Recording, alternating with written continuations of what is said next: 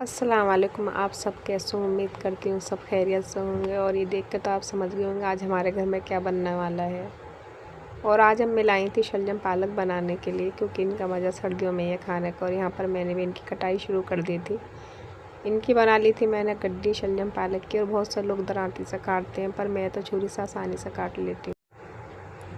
और भाई मैं छुरी से ही काटती हूँ। और कौन कौन दरांती से काटता मुझे कमेंट में बताना है। यहाँ मेरे शलजम पालक कट चुके थे। उसके बाद नंबर आ गए थे ना धोने का। जो धोना भाई इनके लिए बहुत ज़रूरी है, और इन्हें बहुत टाइम लगता है धोने में, क्योंकि आपको तो पता ही होगा इसमें रेत या मिट्टी का डर होता है। अगर ज़रा से भी रह जाए तो सारी सब्ज़ी ख़राब हो सकती है, किरकिली हो सकती है। तो इसलिए इन्हें धोना बहुत ज़रूरी है।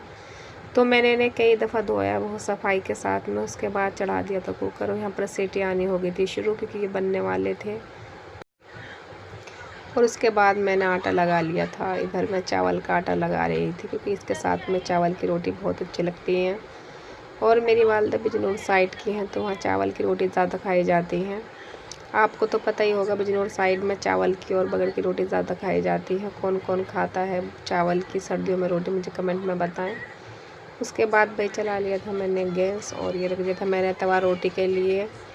और यहाँ पर मैंने अपना सामान ले लिया था सारा रोटी बनाने का। और इधर मैंने अपनी आटे में से एक लोई लेनी शुरू कर दी थी। और यहाँ मैंने रोटी बनानी शुरू कर दी थी चावल की, क्योंकि इनमें जायका बहुत होता है चावल की रोटी में।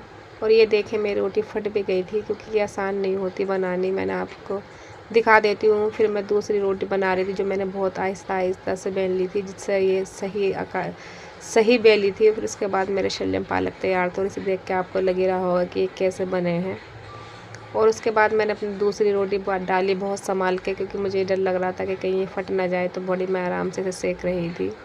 और इसको करारी करके खाने में ही मज़ा आता है। यहाँ गैस मैंने तेज़ कर लिया था। और इसकी जो है मैंने आपको पहले ही बताया होगा कि 1 मिनट इसमें इसे सेका जाता है। कम से कम इसे 1 मिनट लगती है सेकने में। और ये करारी हो जाती है खस्ता, तो बहुत अच्छी लगती है। फिर मैंने इस पर लगा लिया था देसी घी, और देसी घी में इसमें हो गया था इसका डबल मज़ा खाने में। और इधर मैंने शलजम उतार लिए थे, और इधर मैंने ये रोटी तैयार थी।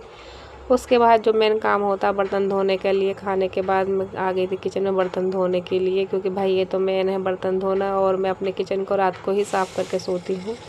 इधर मैंने किचन की भी सफाई कर दी थी सारी। और फाइनली अब जो मेरा काम रह गया था मेन, तो वो था मुझे अपनी बेटी को टाइम देना, जो एक सिंगल मदर के लिए बहुत ज़रूरी होता है, अपने बच्चों को टाइम देना। यहाँ बेटी को आ गई थी पढ़ाने के लिए सारा काम ख़त्म करके। और उसके बाद अम्मी ने कहा था कि चाय बना लो। यहाँ चाय बनाए, कुछ मोमोज़ बचे थे वो मैंने रख लिए थे। और मैं अम्मी को दिखा रही थी सुबह की वीडियो के, देखना हम मैडमों ने मंगाई थी कुल्हड़ वाली चाय, जो बहुत ही टेस्टी थी। तो अम्मी ने भी तारीफ़ की।